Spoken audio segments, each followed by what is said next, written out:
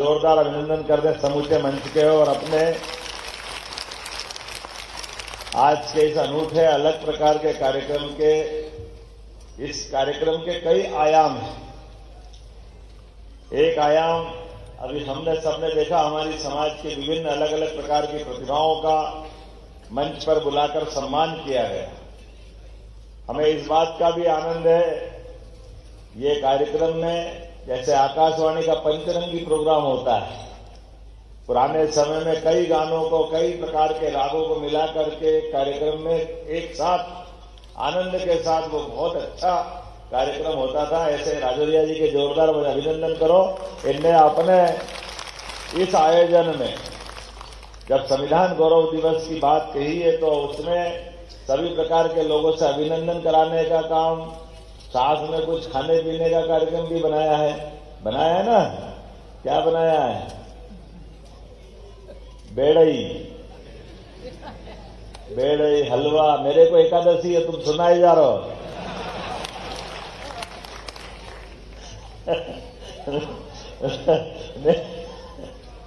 मुझे भी इस बात का आनंद है। मैंने कहा था ऐसा कार्यक्रम करना जिसमें लगे कि हाँ कार्यक्रम हो। और ये जो कई सारी चीजें देखो, भगवान की दया है। हमारे देश के अतीत के काल के उस घटनाक्रम को देखें जब जब हमारे देश की मूल आत्मा के साथ छेड़छाड़ करने का प्रयास किया, हमारे देश के सनातन समाज ने हमेशा उसी में से उपयुक्त, माननीय अनूप जी भाई साहब, आप थोड़ा दबदबे आपका अभिनंदन करता हूं। अनूप जी भाई साहब पूर्व मंत्री, हमारे बड़े भाई हैं, बहुत अच्छे धाकड़ नेता रहे। तो मैं उस काल की याद दिलाता हूं कि जब दौरे जहां दुश्मन पता नहीं किस किस रूप में हमारे पे अपनी कष्ट बढ़ाने आता था, तो उसी में से अपनी संस्कृति ने हर बार रास्ता निकाला। और इसी प्रकार से अभी उस व्यवस्थाओं के आधार पर जब हमारे यहाँ भोजन भंडारे, अभी कुंभ का आनंद चल रहा है और हम सब उसको भी देख रहे हैं। अब बताइए, अपने कुंभ के उस पूरे आयोजन में ये जो सामूहिक स्नान होते हैं, अन्न क्षेत्र होते हैं, भंडारे होते हैं, हम कहाँ किसी से पूछते कौन किस समाज का है? सब सामूहिक रूप से सारा आनंद लेते कि नहीं लेते? होली पे कलर लगाने निकलेंगे तो कोई किसी का नाम पूछता है क्या? आनंद के साथ होता कि नहीं होता? दिवाली का आनंद, ये सारे त्योहार संस्कृति। अभी तो ग्वालियर का मेला चल रहा है। मेले का अर्थ क्या? मैं राजौरिया से मजे से पूछ रहा था, तुलसी भैया भी साथ में। मेले का मतलब क्या? तो मेले का मतलब मेल जोल, आनंद के साथ, आत्मीयता के साथ, आपका कोई का किसी से परिचय हो न हो, एक साथ बैठ करके पूरे अपने मेले में घूमते घामते जो आत्मीयता बरसती है वो हमारे लिए आपस में एक दूसरे को नजदीक लाती है। और इस भाव को समझने के आधार पर हमारी संस्कृति चलती है। अब इस संस्कृति की विशेषताओं को लेकर के हम देखें तो कांग्रेस के राजनीतिक परिदृश्य में देखें मित्रों, एक दौर निकला कांग्रेस का, आजादी के पहले का नेतृत्व और आजादी के बाद का कांग्रेस का नेतृत्व और उसका व्यवहार। ये दोनों व्यवहार को देखोगे तो आपको सब कुछ मिल जाएगा। लेकिन कांग्रेस ने अपने खुद के नेताओं को भुलाने का काम किया है। कांग्रेस के राष्ट्रीय अध्यक्ष रहे पंडित महामना मदन मोहन मालवीय, जिनने बनारस हिंदू विश्वविद्यालय की स्थापना की, जिसने सनातन संस्कृति के माध्यम से बनारस गुरुकुल का उच्चतम स्थान रहा है, इसलिए उसकी पहचान होना चाहिए। वो कांग्रेस के अध्यक्ष रहे। बाल गंगाधर तिलक, वो कांग्रेस के अध्यक्ष रहे। लेकिन एक एक करके जिन जिन ने जड़ों से जुड़ करके कांग्रेस के माध्यम से अपनी संस्कृति की ध्वजा लहराने का काम किया, कांग्रेस के आजादी के साथ जैसे सत्ता पकड़ी नेहरू जी ने तो सबका नाम मिटाने का अभियान चलाया। कुछ को आपने उस समान समय में जिसकी उनकी दुश्मनी थी, सबके साथ हिसाब चूकता करते रहे। जाने अनजाने हम सब याद करें, अपने इसी मध्य प्रदेश की धरती पर जबलपुर पर नेताजी सुभाष चंद्र बोस कांग्रेस के चुने हुए नेता बने, जब जनता और सारे लोगों ने मिलकर के उनको एकमात्र नेता इस कांग्रेस पार्टी का अध्यक्ष बनाया, लेकिन काल के प्रवाह में अंदर की राजनीति के बलबूते पे उनको भी इस्तीफा देके जाना पड़ा। सरदार वल्लभ भाई पटेल के साथ क्या हुआ ये भी दोहराने की जरूरत नहीं है, लेकिन नेहरू जी ने अपने स्वार्थ के कारण से अपनी उस संकुचित भावना के बलबूते पर डॉक्टर भीमराव अंबेडकर के साथ भी जो अन्याय किया है, लाल सिंह जी ने एक एक करके वो सारी बातें बताई है, या आज भी हम सबके बीच में वो सब कुछ स्पष्ट है। ये जो अंदर का पाप है कांग्रेस का, और पाप कितना गहरा है, 4 पीढ़ी हो गई इनकी, 4 पीढ़ी तक इनने अपनी बाबा साहब से दुश्मनी भूले नहीं, लंबे समय तक सरकार में रहे, जीते जी बाबा साहब के समता के सिद्धांत के बलबूते पर उनकी योग्यता के आधार पर मंत्रिमंडल में स्थान नहीं दिया, उनके भावनाओं का सम्मान नहीं करते हुए ये धारा 370 का कलंक अपनाया। लोकसभा जिसके संविधान के लिए बाबा साहब अध्यक्ष बने थे, सही कहा लाल सिंह जी ने, चुनाव में निर्वाचन के समय तो उस समय कई सारे दलों के लोगों को जोड़ करके मंत्री बनाने की बात है, लेकिन मेरे से ज्यादा कोई सुयोग्य आदमी आगे नहीं बढ़ जाए। ये जो अंदर का डर लग रहा था नेहरू जी को, अपनी उस हीन भावना के बलबूते पर अंबेडकर जी अगर आगे बढ़ गए तो मेरा क्या होगा, ये जो स्वार्थ की भावना थी, कांग्रेस तो अगर ये यात्रा निकाल रही तो माफी मांगना चाहिए अपने परनाना नेहरू जी के कर्मों के कारण से, जिसके कारण से अंबेडकर जी की आत्मा का कष्ट हुआ है। कोई कारण नहीं था, अंबेडकर जी ने अपनी पार्टी खड़ी करी, चुनाव लड़ने गए तो चुनाव में संकट खड़ा करा, ये इनके इन प्रकार इन कुछ भी करके किसी को हराओ मत हराओ, अंबेडकर जी लोकसभा में नहीं आना चाहिए। ये पाप किसने किया? कांग्रेस ने पाप किए। और यहां से और आगे बढ़ो, उनके 2 आदमी जीते, हम सब जानते हैं लोकतंत्र में कई बार कोई कारण से किसी पार्टी के बड़े नेता हार जाते तो कोई उपचुनाव होकर के उसी का पार्टी का एक प्रत्याशी जो जीता हुआ रहता है वो छोड़ता सीट और अपने नेता को जगह देता है। अभी भाई ने अपनी बहन की सीट का हिसाब किताब करा के नहीं करा, इतने डर गए थे, दोनों एक साथ नहीं लड़े, मैं अकेला लड़के देख लूं और यहां जगह कम पड़ी तो केरल चले गए, लोग कह रहे केरल के आगे भी जाता हो तो समुद्र आ गया, क्या करें वहां तक, केरल के आगे समुद्र है, तो अपने देश में कहीं जगह ही नहीं मिली इनको। और ये इतने लोकप्रिय है, इतने लोकप्रिय है कि 4 पीढ़ी से दिल्ली में चुनाव नहीं लड़ रहा। देखो इतने बड़े महान लोग हैं, आज भी इनको उत्तर प्रदेश और पता नहीं कहां जाना पड़ता है, क्योंकि इनकी असलियत वहां वाले जानते हैं, इसलिए कोई हिम्मत नहीं करता दिल्ली से चुनाव लड़ने। बड़े लोकप्रिय हो आप, तो बड़े बलिदानी हो, बड़े महान हो, अरे चुनाव लड़ लो ना भैया, लोकतंत्र की बात करते, संविधान यात्रा निकाल दो, निकल जाएगी यात्रा आपकी संविधान की और आपकी भावना की, जनता हिसाब कर देगी दिल्ली की। लोकसभा के चुनाव में चुनाव नहीं लड़ते, ये भी नहीं लड़ेंगे, इनके पापा भी नहीं लड़ेंगे, इनकी मम्मी नाना जो हो आए सब दूसरे के सिर पे जाकर नेतागिरी करते। क्या आश्चर्य की बात, कोई इनसे पूछने वाला नहीं। क्या आप गए तो भैया कोई बात नहीं, अंबेडकर जी उपचुनाव लड़ने गए तो उपचुनाव में भी प्रधानमंत्री समय लेकर के उनको हराने के लिए सभाएं करते।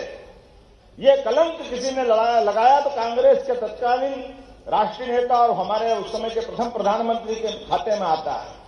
अगर यात्रा निकालना तो ये पूरे देश में माफी यात्रा निकालो, जनता से माफी मांगो अतीत के पापों के कारण से जो जनता के मान का और हमारे अंबेडकर जी का अपमान का जो घटनाक्रम घटा है, इस हिसाब चुकता करने के लिए इस बात की जवाब मांगना चाहिए। अंबेडकर जी से उनके जीवन काल में जिनने उनको हराया उसको पद्म विभूषण दिया नेहरू जी ने, एक ही बार, उसकी क्या योग्यता, तुमने अंबेडकर जी को हरा दिया इसलिए पद्म विभूषण दे रहे हैं। और 45 साल तक अंबेडकर जी को कोई उनका उल्लेखनीय योगदान नहीं, किसी प्रकार का मान सम्मान नहीं, और तो पार्लियामेंट में फोटो भी लगाने को तैयार नहीं।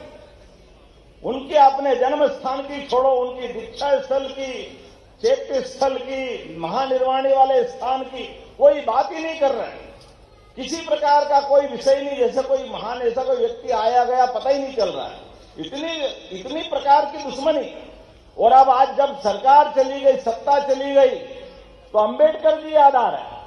अंबेडकर जी के लिए नेहरू जी ने कुछ नहीं किया, इंदिरा गांधी जी ने कुछ नहीं किया, राजीव गांधी जी ने कुछ नहीं किया। और तो और ये इतने मन के एक तरह से दुराभाव रखने वाले लोग, जिस आधार पर समता की बात कहते कहते अंबेडकर जी चले गए, मंडल आयोग की सिफारिश के आधार पर जब बात आई तो इतने बड़े समाज के खिलाफ सबसे बड़ा लंबा भाषण किसी ने 90 में दिया तो राजीव गांधी जी ने दिया, जो मूल में इस बात का, इस भाव को लेके चलने वाले हैं कि कैसे करके बाकी समाज कैसे आगे नहीं आ जाए, उसका खिलाफ विरोध करने वाले। और अब ये कह रहे कि हम अंबेडकर जी की बात करेंगे। अंबेडकर जी और अंबेडकर जी के अनुयायियों के लिए मुझे गर्व है, हमारी पार्टी ने प्रारंभ से अंबेडकर जी के इस भाव का सम्मान किया है और गर्व के साथ किया कि अंबेडकर जी का योगदान एक देशभक्त का योगदान है, हमें इस बात पे गर्व है। और इसीलिए हमारी सरकार हो न हो, उसके पहले से अंबेडकर जी के लिए 14 अप्रैल, 6 दिसंबर ये हमारे अपने एक तरह से ऐसे महान व्यक्तित्व के दिन, स्मरण के दिन बने। और इतना ही नहीं, आप तो देखो ये याद कर रहे हैं, ये बता रहा है बायात्रा में 3 बिंदु पे लेके चलेंगे, वो तीनों बिंदु से इनका संबंध कैसा आया है आप उल्लेख करें। आपने कहा बापू को याद करेंगे, महात्मा गांधी जी को। महात्मा गांधी जी के पूरे खानदान के अगर नाम मिटाने में कोई किसी का योगदान है तो कांग्रेस का योगदान है। खुद के खानदान को आगे बढ़ा करके नकली गांधी, असली गांधी को मिटाने के लिए पूरा जीवन लगा दिया, ये उनकी याद दिला रहा है। ये महात्मा गांधी की बात करने वाले, मूल महात्मा गांधी के पुत्र के साथ, पौत्र के साथ, बाकी परिवार वालों के साथ पूरे देश में कहीं कोई पता चल रहा है कि वो गांधी परिवार है कहां। और इनका देखो, हमारे यहां तो अपने धर्म में बहन बेटी शादी करके चली जाए तो सरनेम तो बदलती कि नहीं बदलती, लेकिन उस गांधी सरनेम से वोट मिलता है तो इस खानदान में चले जाए या उस खानदान में, वो सरनेम मत बदलना भैया। ये जनता तो कुछ 2 रोटी खाती ही नहीं, जैसे लोग समझते ही नहीं है, सारा बुद्धि का ठेका इनके ही पास। सोनिया गांधी, अब बताओ सोनिया गांधी कैसे हो गई? लगातार इस पे कई बार बात हो चुकी, कितनी प्रकार से बात है, लेकिन ये एकमात्र रास्ता जिस रास्ते से उनको वोट मिलते वो जनता में भ्रम की स्थिति बनती है, इसलिए उस लाइन को पकड़ के चलते। बापू के बारे में बताया, अंबेडकर जी के बारे में बताया, संविधान के बारे में भी। संविधान का अगर माननीय लाल सिंह जी ने कहा कि 90 के आसपास संविधान के संशोधन हुए, और संविधान के संशोधन में चारों पीढ़ी ने योगदान दिया, ये संविधान बचाने की बात कर रहे हैं। हमें गर्व है कि यहां हमने, हमारे नेताओं ने संविधान के आधार पर हमारी वैचारिक स्तर पर पार्टी भी खड़ी करी, तो संविधान की उस गलती की तरफ, जिसकी तरफ बाबा साहब ने उंगली उठा के बताया था कि धारा 370 कलंक साबित होगी इस देश के अंदर, इस बात के लिए हमने उस समय जनसंघ की स्थापना की। डॉक्टर श्यामा प्रसाद मुखर्जी को स्मरण करो, जिनने इस बात के लिए लड़ाई प्रारंभ की। इसी धारा के लिए डॉक्टर भीमराव अंबेडकर जी ने विरोध किया था। ये धारा किसी हालत में देश के हित में नहीं है। 40,000 अमर बलिदानी, अलग अलग प्रकार के, कोई सेना, कोई पुलिस, कोई आम नागरिक, उनके प्राणों का अगर हत्यारा कोई है तो ये धारा 370 के माध्यम से, धारा 370 के लगाने वाले हैं जिनने उनके प्राण लिए। ये जनता उसका हिसाब मांगेगी, देश उसका हिसाब मांगेगा। ये पाप अगर किसी के सिर पे है तो कांग्रेस के सिर पे। और हमें गर्व है कि हां, हमारा संविधान इतना पवित्र है कि हमारे देश के प्रधानमंत्री जब शपथ लेने जाते तो सिर नवा करके संविधान को नमन करते। ये हमारा अपना देश का, हमारी पार्टी का चरित्र है, हमारे नेता का चरित्र है। और संविधान के अंदर जो बाबा साहब ने कहा था और इनने उस समय उनकी सुनी नहीं, उस संशोधन कर करके जम्मू कश्मीर जैसे राज्य को देश की मुख्य धारा में लाने का काम अगर किसी ने किया तो हमारी पार्टी के नेता ने किया। हमने इतनी पवित्रता, इनकी बेईमानी कैसी, इनकी प्रधानमंत्री का चुनाव इलाहाबाद हाईकोर्ट अगर अयोग्य घोषित कर दे तो ये देश में आपातकाल लगा देते। संविधान का इससे बड़ा माखौल क्या होगा? सुप्रीम कोर्ट के न्यायाधीशों के बारे में मन चाहे निर्णय कर ले।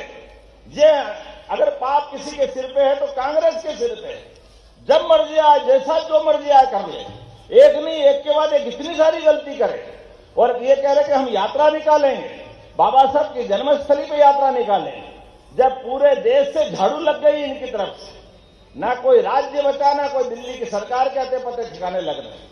एक के बाद एक सरकार, दूसरी सरकार, तीसरी सरकार, जब सब दूर से चले गए, वो जितने साथ आए वो भी छोड़ के भाग गए, तब इनको लगा जमीन पकड़ना चाहिए, तो ये नकली बगुला भगत के रूप में यात्रा निकाल रहे हैं। देश की जनता और प्रदेश की जनता इनकी सारी करतूतों को जानती है। निश्चित रूप से आज संविधान गौरव दिवस के अभियान में हम सब अलग जगह जानकारी लाए, सबके बीच घर घर ये बात पहुंचाए। इसी अभियान के अंतर्गत ये कार्यक्रम किया गया था। मेरी अपनी ओर से सब बंधुओं को नमस्कार, बहुत बहुत धन्यवाद। भारत माता की जय। जोरदार तालियां बजाकर हमारे सीएम मोहन यादव को सुन रहे थे आप, जहां संविधान महासंगोष्ठी का आयोजन किया जा रहा था, जिसमें सीएम डॉक्टर मोहन यादव संबोधित करते हुए कई बड़ी बातें बोलते हुए नजर आए। इस दौरान उन्होंने डॉक्टर भीमराव अंबेडकर का जिक्र किया, उनके सिद्धांतों की बात कही। संविधान गौरव अभियान महासंगोष्ठी का आयोजन जीवाजी यूनिवर्सिटी में, जीवाजी विश्वविद्यालय में आयोजित किया गया है, जहाँ सीएम ने मंच से संबोधन के दौरान कई बड़ी बातें कही।